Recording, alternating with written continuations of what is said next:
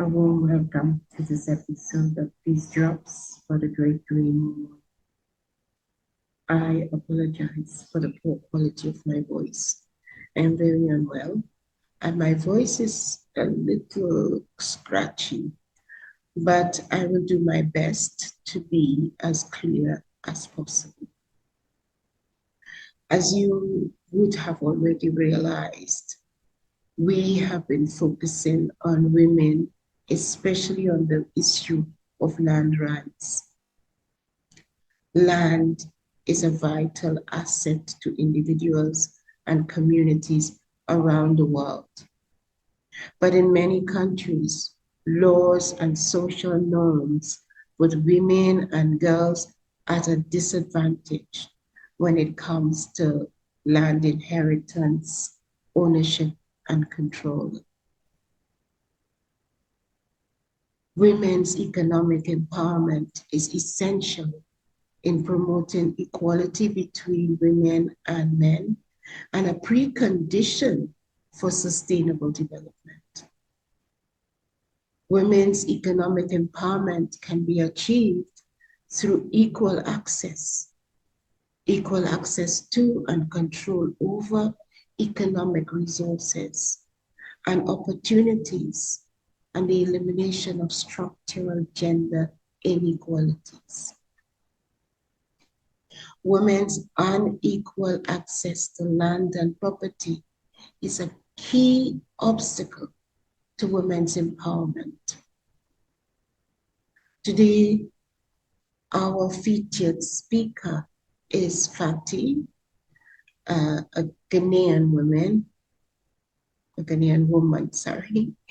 who works with women and land rights, in particular widows.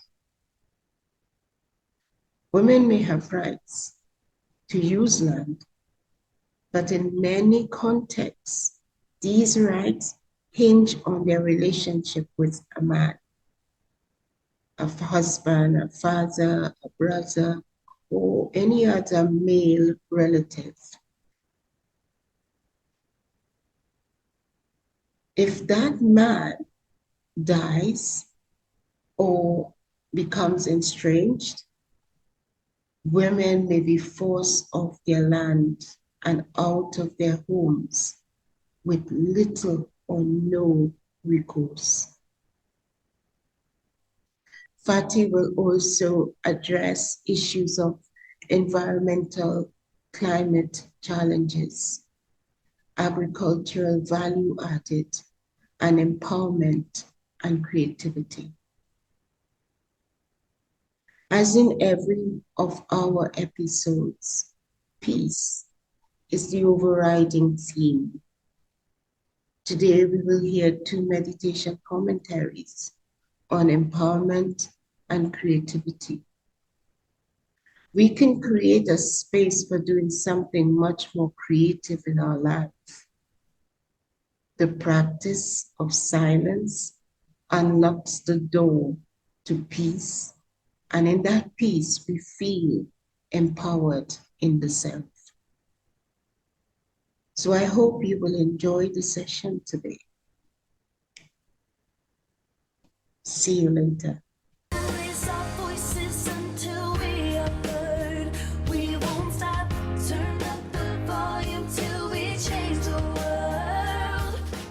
Creativity. The art of bringing newness into my thoughts, my words and actions, as well as my relationships.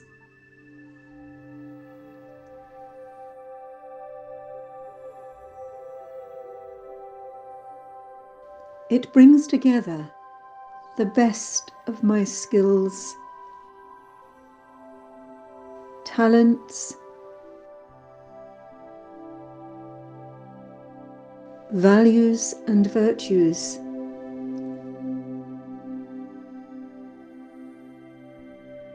and my inherent wisdom.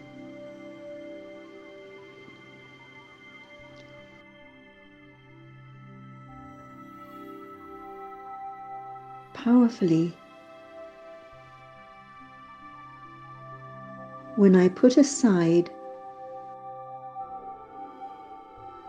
all that is useless.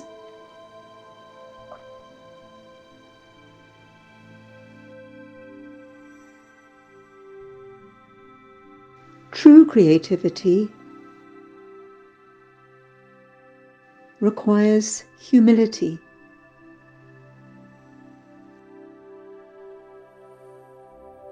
Appreciating that its energy and its purest expression comes through me from a higher source.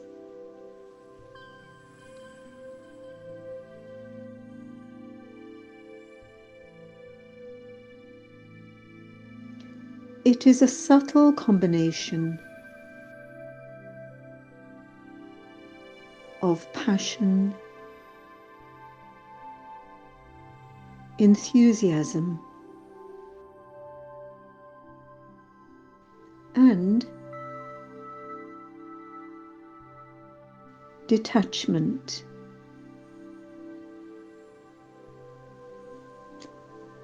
Like an artist who begins his or her creation in silence,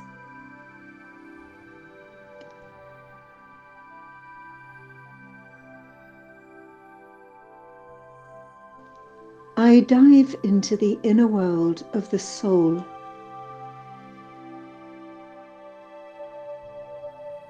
and find an unlimited resource of possibilities.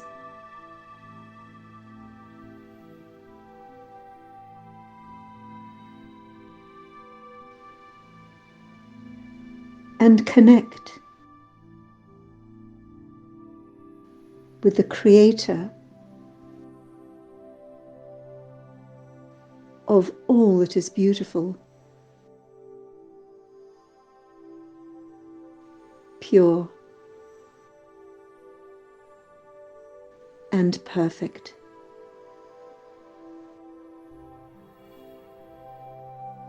The supreme artist, the supreme soul.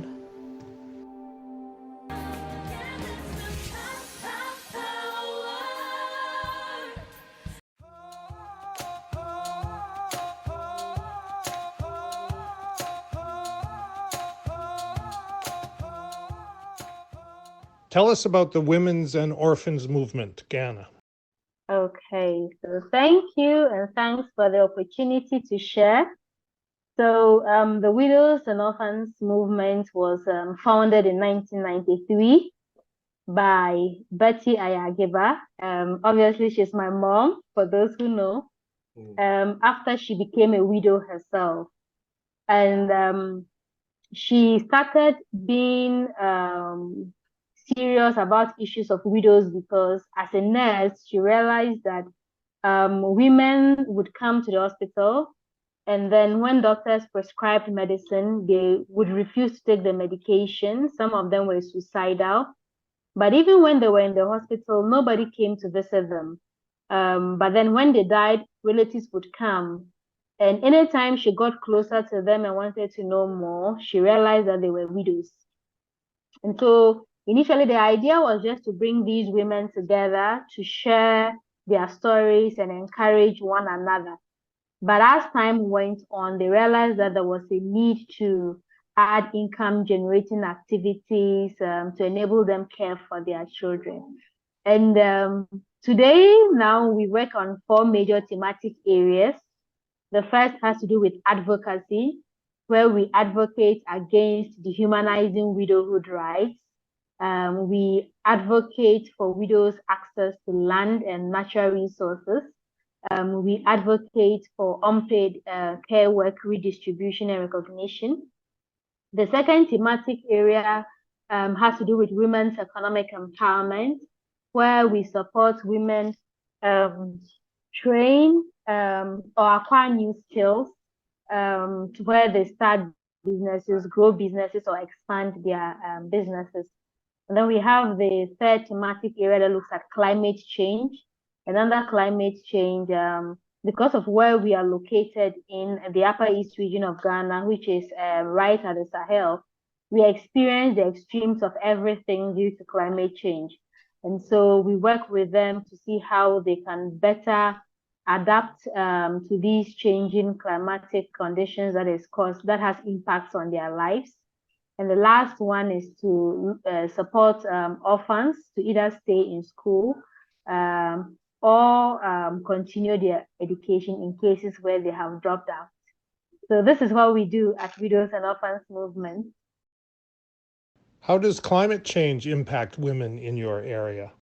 So yeah, over the last 10 years, especially for northern Ghana, but particularly Upper East, our rainfall patterns have become more unpredictable. You're not too sure when they are going to start. You're not too sure when they will end. But even the frequency at which they are falling is equally unpredictable. And so increasingly, each year we are experiencing more floods.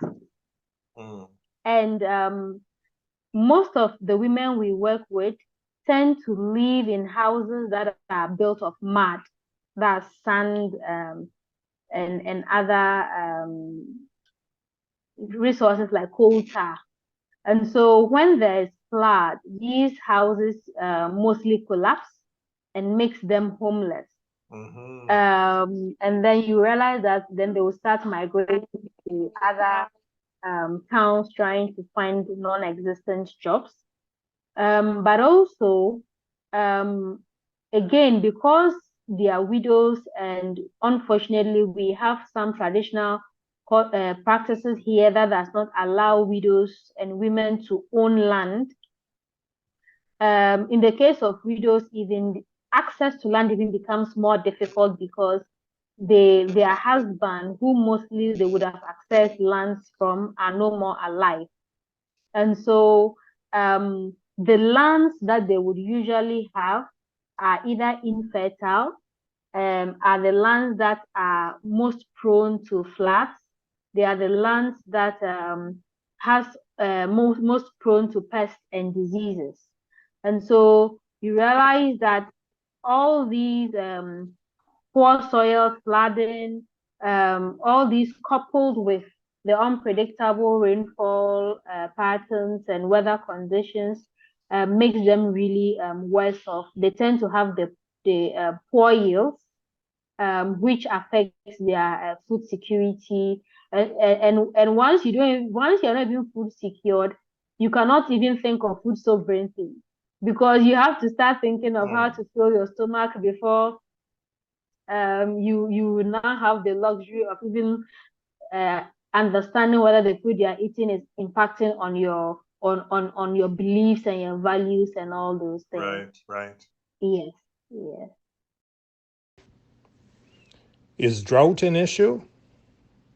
When it's dry, it's really dry, that virtually there is nothing to do. And Upper East is one of the regions that has the longest span of droughts. And so during that time, most water bodies are dry.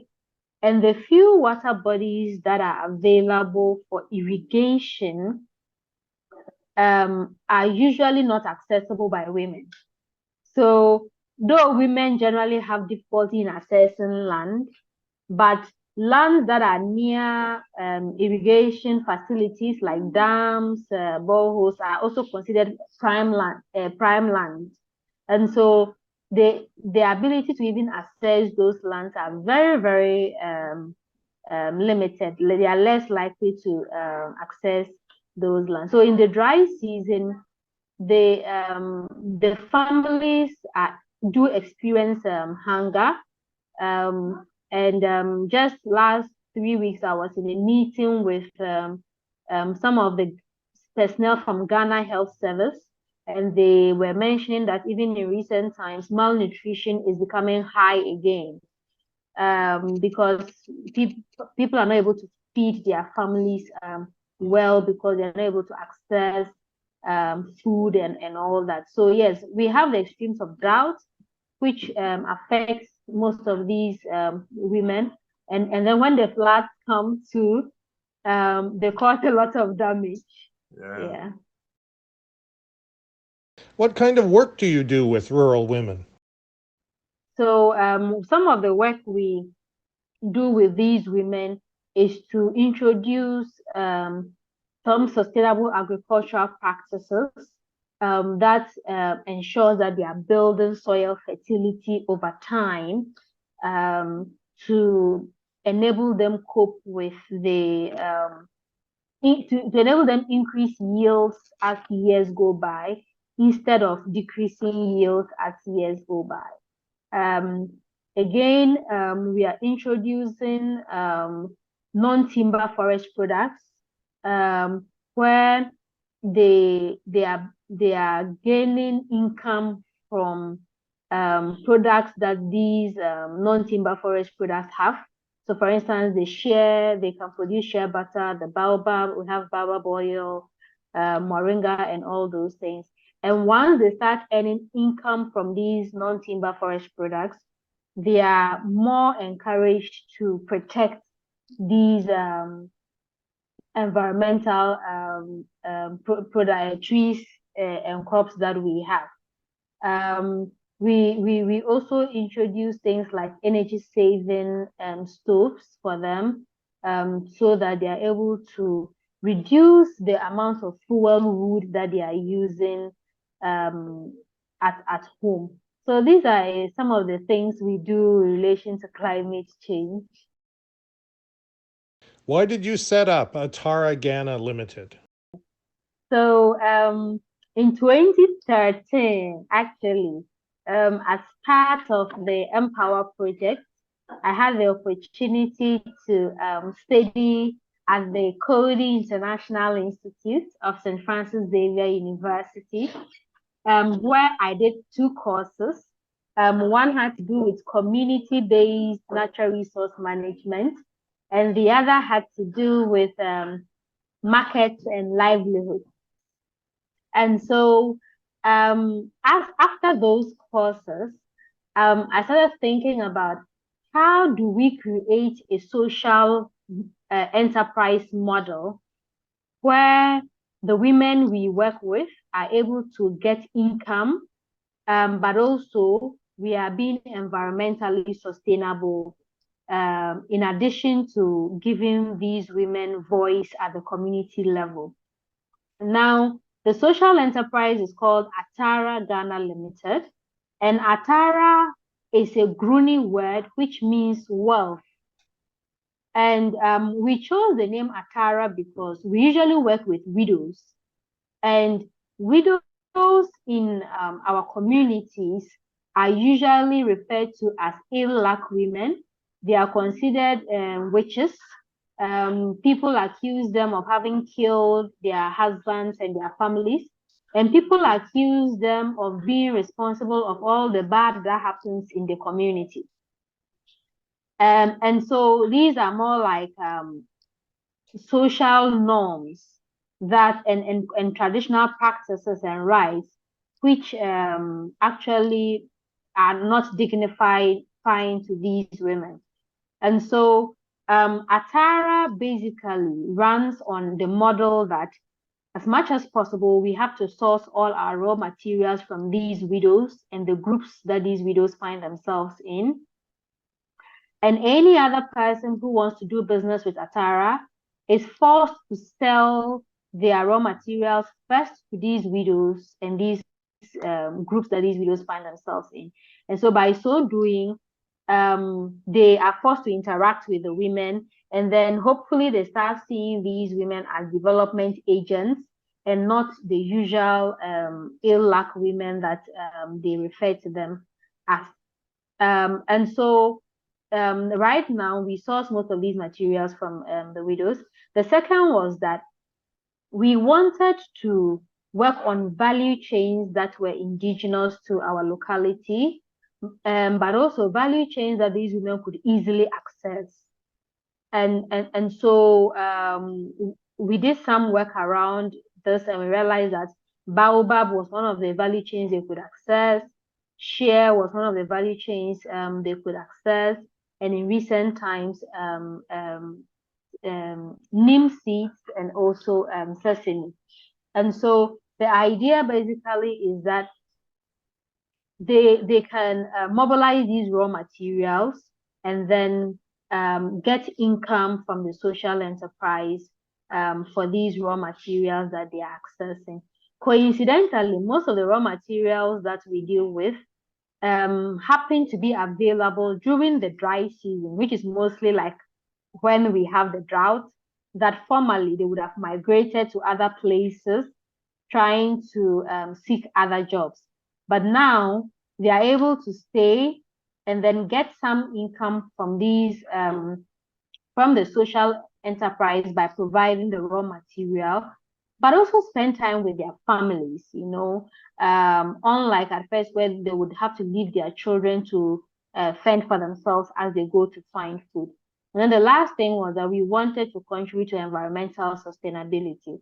And that is why for the value chains we find ourselves in, we are ensuring that one, we are consciously making efforts to propagate them, but two, as communities have started realizing that they are getting income from these non-timber forest products, they are now protecting the trees as compared to what they would do at first.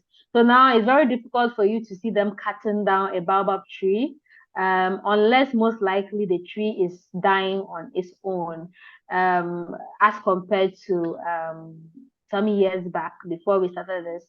You realize that people will just see the huge tree and they will say it's occupying too much space here. Let's clear it and let's plant other things. And so basically, this is the model on which Atara operates currently. Do you see empowerment and creativity as important values in this work? Yeah, so for me, empowerment and creativity are very critical to the work we do. And even for us, we have had to learn over the years to be creative with the way we do what we do. I remember that some years back, we had a training, we had some engagement with some traditional leaders, trying to lobby for women for access to land for widows. And there was this strong resistance from the traditional leaders because they didn't just understand why we wanted to just change a tradition that they have had for so many years, And then we thought about this, that how do we make it in such a way that they actually become proud of giving lands to widows for agricultural purposes. And so we decided that let's start awarding chiefs that are and chiefs and landowners that are providing lands for widows for agricultural purposes. And we realized that once we started, so each year we would award at least 1 or 2 chiefs. And then when we realized, when others saw that this was happening, they became more interested.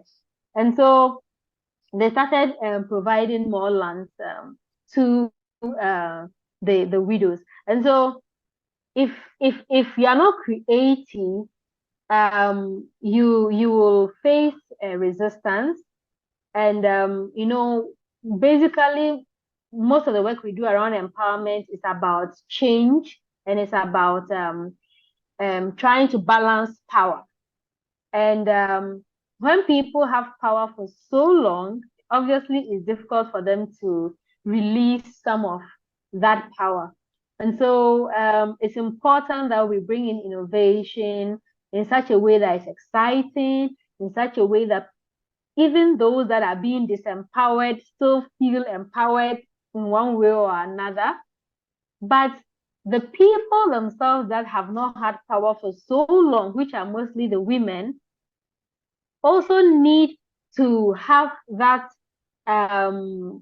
mind change that I can do it, I deserve it because I'm a human being, you know. And so for us, creativity and empowerment is critical, especially in an environment where patriarchy is so high and some people just don't understand why a woman too should do certain things, you know. Somebody say that they see the notion that a woman is equal to a man as a radical approach, which mostly they want to resist. And so we always have to think around how do we innovate around this to ensure that we are empowering the women that we are really working with. Does the Peace Drops initiative make a difference for you and projects like the Great Green Wall? It makes great difference because the work we find ourselves doing can be depressing. It's like you put your all in it, and sometimes you don't even get even one success, you know, and so it can be depressing. And so first of all, to just know that you are not alone in the space, to just know that people have you in mind is is a big deal. To know that you are equally be important to somebody, or your welfare is being seen by other people, just goes a long way to make a difference. I tell people there are days I ask myself, are we really changing anything? Are we not wasting our time? We might as well also go chase all the big monies. And so but then passion drives us, and though passion drives us, it doesn't mean that we don't get depressed. It doesn't mean that we don't get down. And most people in this space actually do not make time for self-care. You virtually sometimes don't even have the time, and people are just taking energy from you, and there's no space and time for you to recharge. And so just knowing that you have some cheerleaders behind you, you have people that appreciate the kind of work you do. Yes, it goes a long way to encourage us and to keep us doing what we do. So yes, it's very, very important.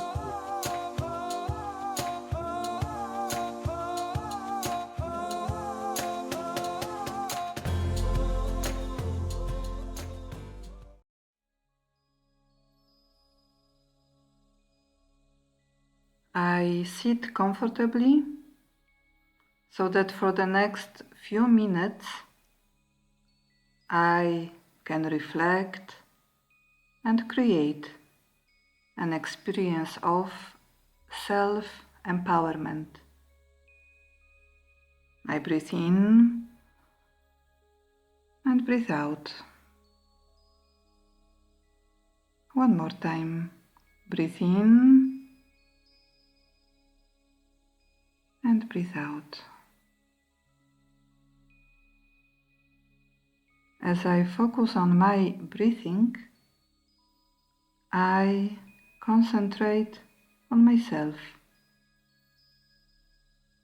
And right now, I choose to be myself, the one inside, the one behind my eyes and face, the one within this body, but not my body, the inner being, the one that no one can see, but the one who thinks, feels, remembers, decides, the true me. How can I empower myself, the inner being, the being of light and love that exists inside the body? How do I empower myself? I empower myself by becoming aware of who I am and what inner resources I have. When I am aware, I can access them. I can use them in the time of need. When would it be? When I want to defend myself from any type of negativity, let it be hopelessness, sorrow, anger, fear, jealousy, stress, and so on. So first, I relax and I become silent. As I think about peace and feel silence inside, I become calm and quiet. This is my first inner power, the ability to return to my inner space, where I feel light, peaceful, and strong. Just like a tortoise that withdraws its organs when there is a need, I can do it too. To protect, to rest, and to empower myself. I go within. Now let me experience this feeling of going within. For that, I remember I am the inner being, the energy of light and peace and inner power. I am a peaceful and powerful being.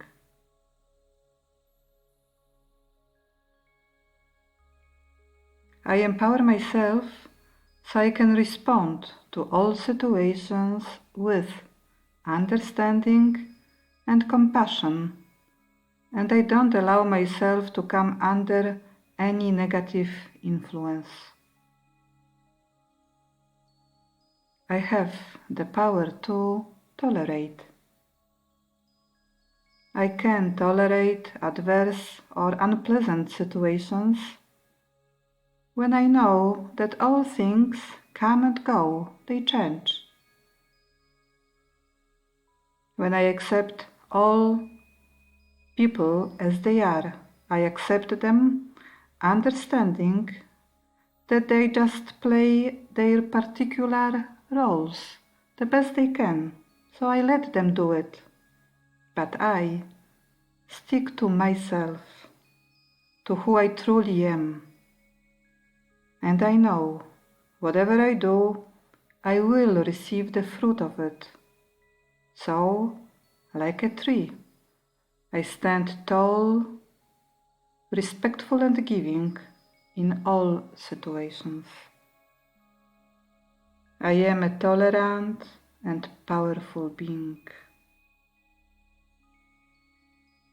Self-empowerment is not what happens to me, but what I do with what happens to me. Now, on the screen of my mind, I picture the land and people of Sahel. Being peaceful and tolerant, my heart grows and embraces all of them with my pure thoughts and good wishes. I've changed. I am powerful, and in this way I am able and ready to serve them.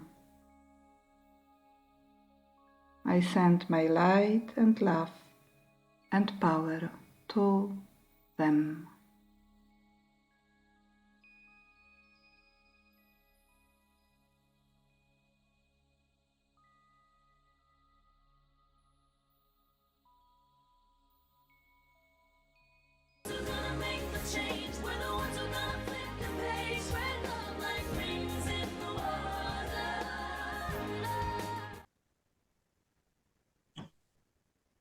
Thank you for your attention.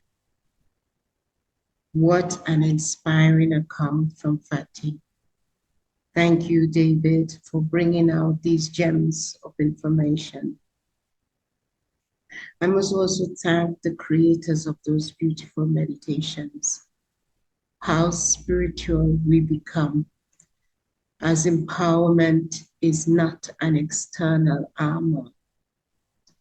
That is safety precaution, but empowerment is internal power that we can draw on at any time to help us face difficult situations. Creativity has to do a lot with our own spiritual stage. The more we grow in our spirituality, the more we are able to develop creativity in dealing with any person or situation. Once more, I thank you for joining, and we hope to see you again next month for another episode of Peace Drops for the Great Green Wall. Goodbye. See you next time.